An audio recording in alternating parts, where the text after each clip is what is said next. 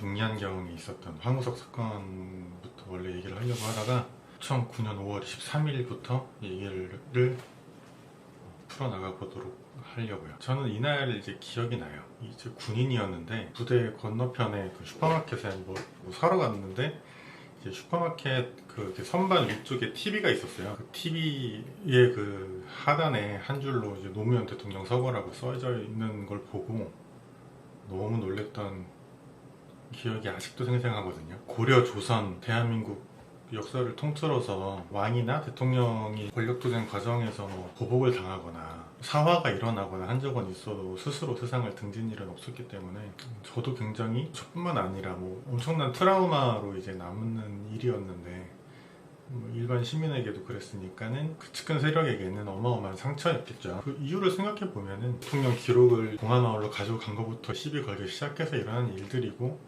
검찰 수사가 이어졌고 주변인들을 괴롭히기 시작하고, 근데 저는 제 개인적인 생각으로는 노무현 대통령 자체가 그런 뭐 검찰 수사에 그 정도는 견뎌낼 수 있었을 것 같아요. 충분하게. 왜냐하면은 어떤 부당한 압제나 억압이나 이런 거에 전두환 대통령 때부터 싸워왔던 분이시고 본인 스스로가 유능한 변호사였고, 그래서 검찰이 어떻게 뭐 누명을 씌우려고 하든 간에 그거는 이겨낼 힘이 충분히 있었을 거라고 저는 생각을 했거든요, 개인적으로는. 근데 이제 검찰에서 주변 사람들을 괴롭히기 시작한 것과, 결정적으로 저는 그 원인은 국정원에서 아예 맘먹고 만들었던 그 피아제 시계 사건 때문에 저는 무너지셨다고 생각을 하고 있어요. 실제로 타임라인을 보면은 논두렁 시계 사건이 있고 나서 정말 얼마 안 돼서 돌아가신 걸로 제가 기억을 하고 있어요. 5월 23일 날 돌아가셨는데 그 국정원 시계 보도가 SBS에서 나온 게 5월 13일이니까 타임라인상으로 10일밖에 차이가 없거든요. 근데 이제 전사가 있잖아요. 검찰과의 대화도 있고 노무현 대통령 스스로가 검찰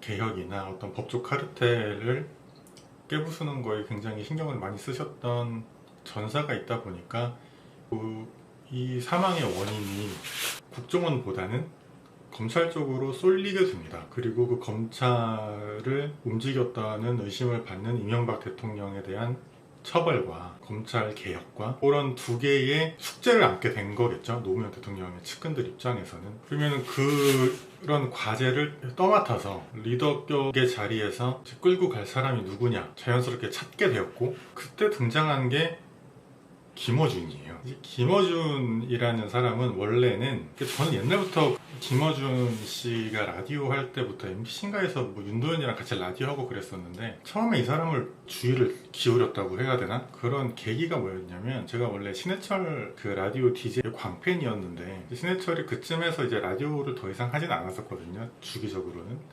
가끔씩 뭐 배철수 음악 캠프 나와서 원데이 DJ로만 하고 뭐 그랬었던 시절이었는데, 김어준이 라디오에서 하는 어떤 그 톤이나 이런 게 지금 생각해보면 비슷하지가 않은데 그땐 약간 좀 비슷하다고 느꼈던 것 같아요. 라디오 소년이었던 저의 입장에서는 이제 김어준 방송을 그냥 가끔씩 한 번씩 들었었는데, 그러다가 이 사람이 갑자기 좁게는 노무현 대통령의 측근들, 그리고 넓게는 민주당 쪽의 그 사람들의 상처를 대변해서 이끌고 갈 사람으로 문재인 전 대통령을 지목을 했었어요. 왜 지목을 했었냐면, 그 노무현 대통령 장례식 때 다른 사람들은 뭐 슬퍼하기만 하거나 아니면 굉장히 뭐 감정적으로 나오거나, 백원우 비서실장님이었나? 그랬었을 텐데, 근데 문재인 전 대통령만 굉장히 젠틀하게 상주 역할을 하면서도 예의를 갖추면서 뭐 이렇게 굴욕적이지 않으면서 뭐 이런 좋은 자세를 보였다는 거예요, 그 사람 말로.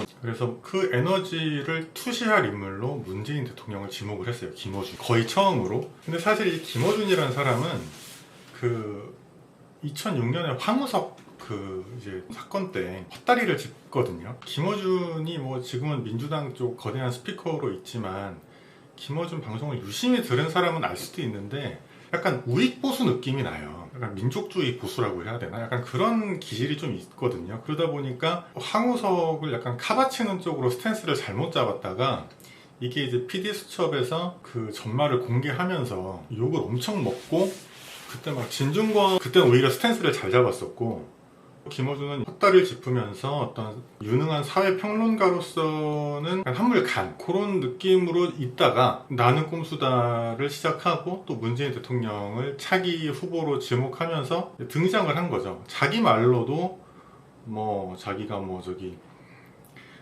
그 장례식 때 뭐 저기 어디 뒤에 가서 울면서 남은 세상은 자기가 어떻게 해보겠다고 다짐을 했다고도 하고, 실제로 방송을 할 때도 한동안은 막 검은색 넥타이를 메고 방송을 하고 그랬었던 기억이 나거든요. 그러다가 이 사람이 언제 이제 본격적으로 주목을 받기 시작했냐면, 정확히 기억이 안 나는데 연도가 우선 저기 선거를 조작했다고 무슨 디도스 사건이라고 있었어요. 무슨 저기 2011년이구나. 트래픽을 엄청 의도적으로 늘려가지고 뭐 선거를 방해했다 뭐 이런 취지였던 걸로 기억하는데, 요게 맞아 떨어졌어요. 사실 그 뒤로는 틀린 게 몇 개가 있었던 걸로 기억을 하고, 특히나 이제 당시에 나는 꼼수다를 귀 깊게 들으신 분들은 알겠지만 그 뒤로도 계속 무슨 부정선거 의혹을 계속 제기를 하고 막 선거 막 그 감시단 만들려고 하고 막 이런 걸 계속 했었는데, 그 이후에 새롭게 제기한 문제는 약간 흐지부지 된 느낌이 있거든요. 방송을 계속 들은 사람들은 알겠지만은. 그러니까 이 사람은 어떤 작은 파편적 현상을 보고 어떤 큰 그림을 유추해내는 능력이 뛰어난 사람인데,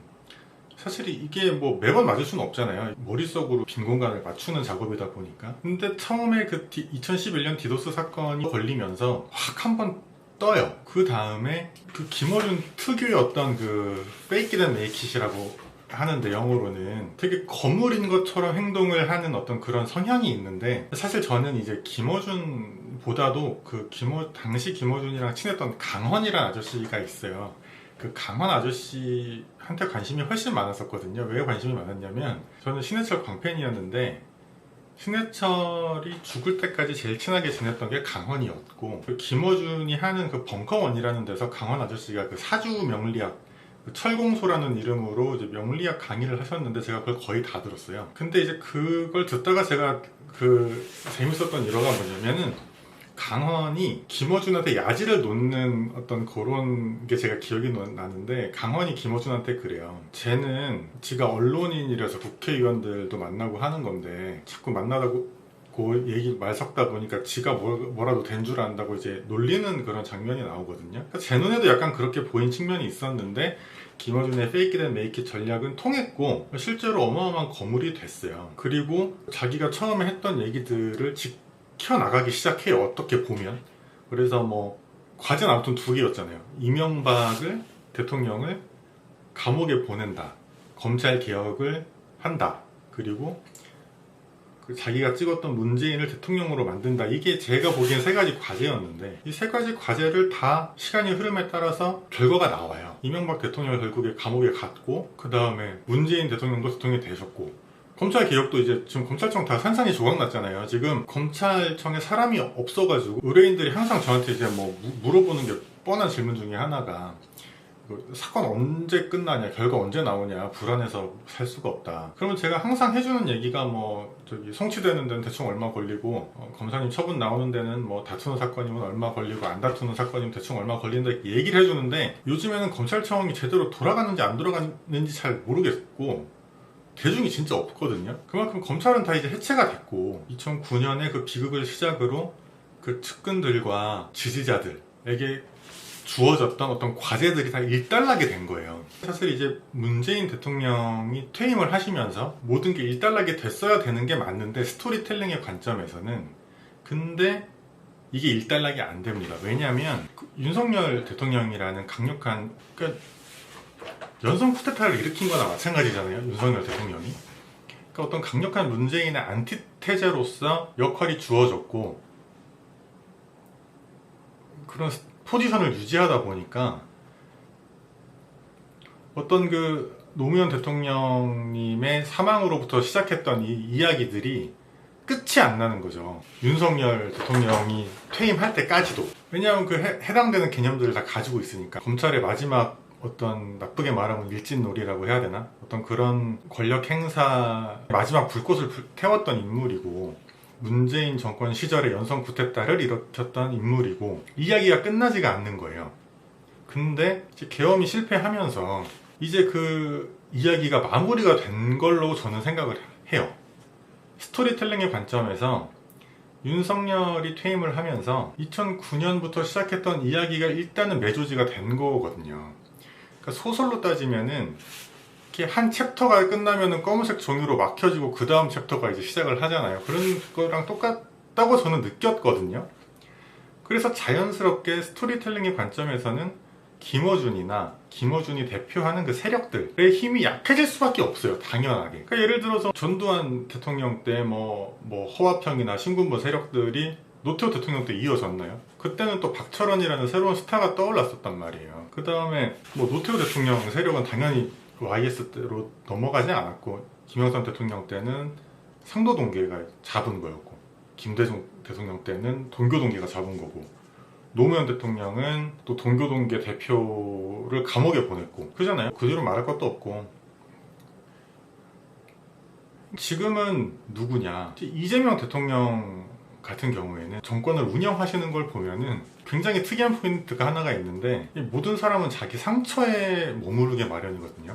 자기 인생의 제일 큰 상처에 그 안에서 벗어나질 못해요. 사람들은 거의 대부분 모두가. 이재명 대통령은 신기한 게 자기가 노동을 하면서 착취를 당하다가 팔에 장애까지 생겼는데도 희한하게 거기에만 갇혀있진 않아요. 그리고 무슨 되게 이념적인 느낌도 없고, 누구를 되게 악마화하려는 생각도 별로 없어 보이고, 진보 진영 쪽에서 정권을 잡으면은 꼭 누구를 악마화하거든요. 그게 일본이 됐든 젠더 갈등이 됐든 반민주 세력이 됐든 꼭 누구를 나쁜 사람을 만들려고 하는데, 이재명 대통령은 그런 게 잘 없어요. 그리고 결정적으로 뭐 현대자동차 노조가 뭐 로봇 하나도 못 들어온다, 그런 얘기를 했을 때도 그냥 뭐 기분 나빠서 하는 소리지, 뭐 그렇게 알고 있을게, 뭐 이런 식으로 노조 편을 안 들어주고 완전한 실용주의 노선을 택하는데, 이 기존의 어떤 그 민주당의 주축 세력들의 관점이랑 안 맞는 것 같아요. 그러다 보니까 뭐 뉴 이재명이라는 얘기도 나오는 것 같고, 그럼 그 뉴 이재명의 본질은 뭐냐? 여기다가 뉴 이재명의 본질이 뭐 조국을 견제해서 대선 나중에 뭐 경쟁자를 없애려고 한다는 등 뭐 그런 얘기 하는 사람들도 있고 별 얘기를 다 하던데, 제가 봤을 때는 그런 게 아니고요. 여기부터 생각을 해야 돼요. 그러니까 보수가 지금 현재 누구냐, 보수가 현재 누구냐를 생각해야 하는 데부터 이 논의를 시작해야 된다고 생각을 하는데, 보수의 핵심 개념은 기존 질서를 해야 된다, 뭐 보수의 핵심 개념은 자유다, 뭐 이런 얘기를 뭐 하는데, 제가 생각했을 때는 그런 것보다도 제일 본질적으로 중요한 거는 보수의 본질은 잘난 거거든요. 보수의 본질은 기본적으로 어떤 압도적인 잘남, 재수 없다는 생각이 들지 않을 정도로 많이 배우고 좋은 집안에서 태어나고 인물도 좋고 돈도 많고, 어떤 압도적인 잘남이 보수의 본질이에요. 최소한 재수 없기라도 해야 돼. 보수는 너무 잘나서 재수가 없거나 재수 없는 생각조차도 안 들거나, 그게 보수의 핵심 본질이고요. 그래서 반대로 보수는 가짜게 느껴지는 순간 끝나는 거예요. 근데 지금 우리나라의 보수 세력을 보면은 막 재수없는 생각이 들지 않을 정도로 잘났나요? 저는 안 그런 것 같아요. 옛날에 뭐 이회창 대법관님이나 뭐 박근혜 대통령도 아무튼 공주였으니까 그래도 보수의 역할을 했다고 저는 생각을 하는데, 그 이후는 잘 모르겠어. 이명박 대통령까지도 보수인 것 같아요. 근데 그 이후로는 잘 모르겠고, 지금 제가 뭐 고소당해서 경찰 조사 받으러 갈 시간도 없고 해서 실명을 얘기를 하지는 않겠습니다만, 현재 지금 보수의 거대한 스피커라고 하는 사람들이 뭐 잘나 보이지가 않지 않나요? 옛날에 뭐 조선일보의 김대중 주필 같은 경우는 보수의 논객 같았잖아요. 잘났잖아요. 그 사람의 행동이 뭐 옳고 그르고를 떠나서. 근데 지금 뭐 하는 사람들은 어떨 때 보면은 좀 솔직히 말하면 약간 좀 가짜나 보이기도 하고 그런 게 있단 말이죠. 그러면 일단 보수로서의 생명은 끝난 거고, 그럼 현재 이 시대의 보수는 누구냐고 한다면 뭐 이재용이나 이부진 회장님이나 뭐 올드이 프로젝트의 뭐 N이나, 저는 그런 애들이 보수라고 생각해. 그런 애들이란다. 그런 분들이 사실상 이제 이 사회의 보수거든요. 그러면 이재명 대통령이 그들과 거리가 어떤가를 유심히 보면 사이가 좋아요. 삼성전자 파업을 했을 때도 뭐 그때는 사실 근데 이유는 뭐 있었겠지만, 아무튼 노조 편을 그때도 안 들어줬고, 아까 말씀드린 그 현대자동차에서 그 로봇 못 들어온다고 했을 때도 편을 안 들어주고, 또 이제 그 재벌 회장님들이랑 이재명 대통령이랑 미팅을 할 때 보면은 사이가 좋아 보이거든요. 그리고 전희선 회장님 같은 경우에는 약간 제가 보기에는 눈에서 꿀 떨어지는 것처럼 느껴질 정도로, 그러면은 지금 이 사회 보수는 국민의힘은 아닌 것 같고, 그러면은 민주당에서 현재 이재명 대통령이 취하고 있는 어떤 스탠스에 동조하는 사람들이 보수의 자리를 차지하게 되는 방향으로 시대의 흐름이 되어 가고 있는 것 같거든요. 어차피 시작이 진보였다고 해도 정권을 잡는 순간 보수가 될 수밖에 없는 거니까, 그게 지속성이 있다면. 그럼 정리하면 스토리텔링의 관점에서 2009년부터 있었던 이야기는 일단락이 됐고 새로운 세력이 등장했고, 그게 시중에서 말하는 뉴 이재명이고, 그거는 본질적으로 이 사회 보수 세력이 이제 커가는 그런 어떤 상황이 되다 보니까, 이제 이야기적 흐름의 관점에서 김어준 씨로 대표되는 그런 세력은 이제 영향력이 스토리텔링의 관점에서는 점점 적어지지 않을까 하는 게 제 생각이고요. 근데 뭐 김어준 씨 같은 분이 갑자기 뭐 영향력이 적어지진 않겠죠. 왜냐하면은 그 사람만 할 수 있는 게 있고, 그 윤석열 대통령 그 대선 때 여론조사로 자꾸 장난을 쳐가지고 이제 대권을 먹는 걸 보고 바로 자기가 여론조사 업체를 만들 정도로 어떤 승부사적 기질이 있는 사람이고, 진보 진영에서 그 정도를 하는 사람은 아무도 없기 때문에 뭐 하루아침에 뭐가 어떻게 되진 않겠지만은, 제 얘기는 스토리텔링의 관점에서 영향력이 작아질 수밖에 없다 하는 얘기를 하는 거예요, 그냥. 그리고 기존의 보수라고 생각했던 국민의힘은 보수의 역할을 더 이상 못하기 때문에 민주당에서 새로운 보수 세력이 나타날 수밖에 없고, 이재명 대통령도 그런 방향으로 일을 하시는 것 같고, 흐름 자체가 그렇기 때문에 뭐 현재 평택을 같은 데서도 그렇게 막 엄청 싸우고 있는 게 아닐까.